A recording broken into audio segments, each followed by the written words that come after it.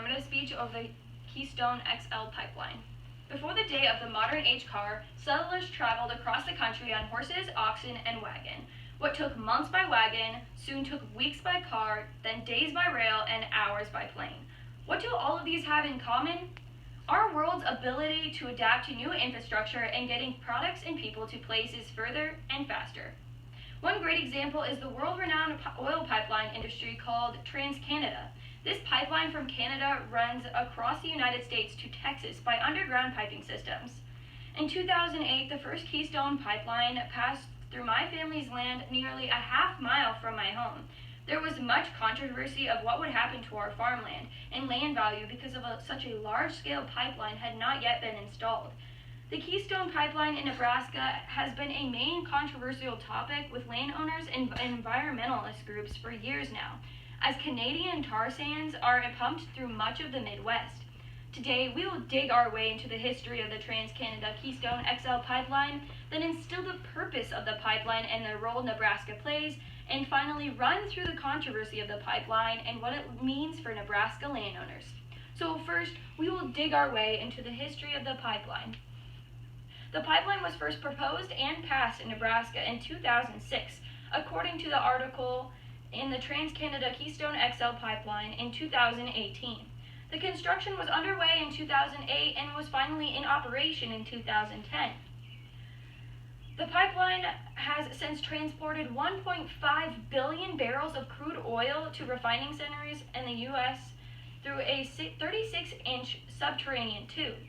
According to the article in New York Times, Nebraska allows Keystone XL pipeline but picks different path by Meusch on November 20th, 2017. The pipeline runs over 1,000 miles from Alberta, Canada to Nebraska. Nebraska is a large-scale obstacle due to permits and land use easements, according to the aforementioned article.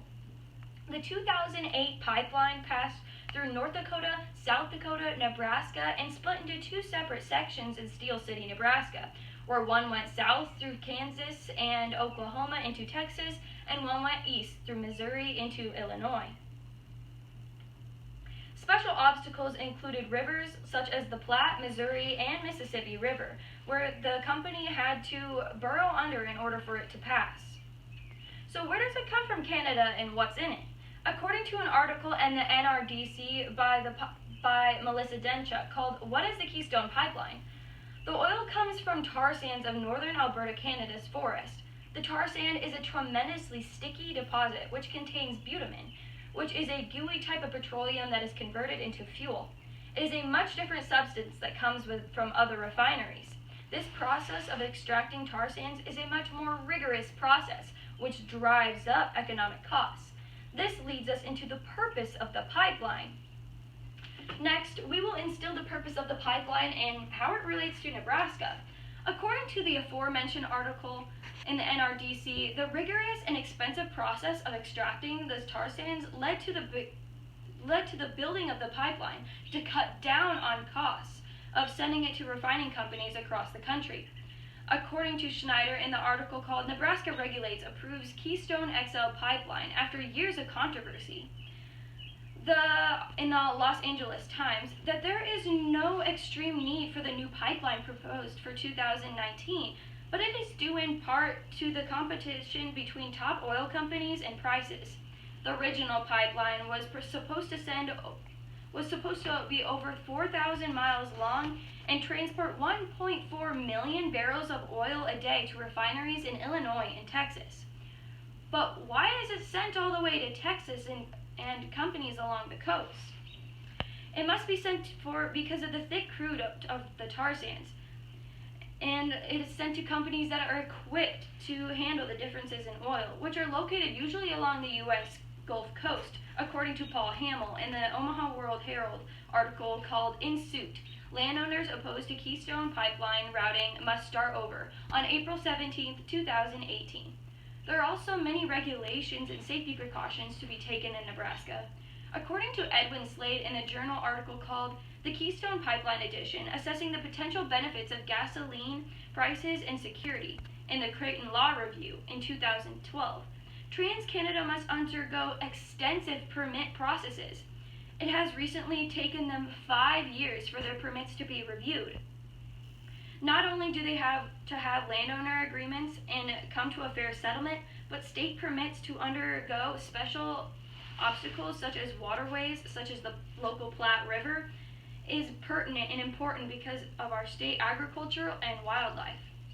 Finally, we will run into and flow through the controversy of the pipeline and what it means for Nebraska landowners and environmentalist groups. According to Grant Schlup, in the article called Keystone XL Developer to Meet with Nebraska Landowners in the Chicago Tribune, stated that landowners will now always face property right issues and long-term impacts on their crop yield, groundwater, and even land value. Bold Nebraska Alliance was started to lead a pipeline opposition group. The TransCanada Company officials have already been working to sign land easement agreements with farmers and landowners, as well as offer construction completion bonuses, as well as bonuses for those who sign on early. For other Nebraskans, it was thought that it would help generate tax revenue. However, it has only been seen as a one-time only benefit to boost the economy. So what does it mean for environmentalist groups? According to the aforementioned article in the New York Times, oil spills have posed a large concern in the recent years, as over 200,000 gallons of oil has spilled in South Dakota just last year. According to Schlup, the Ogallala Aquifer is a vital source of underground water for Nebraska and 7 other states. Damage to this would impact much of the Midwest.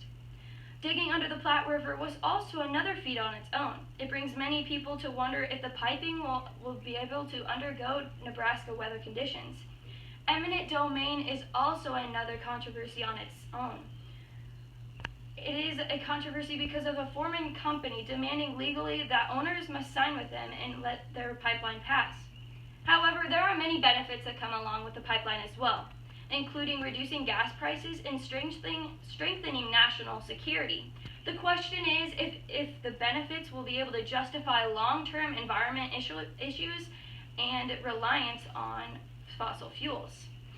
In conclusion, our world's infrastructure race to improve the efficiency of producing and moving people and goods is a never-ending race.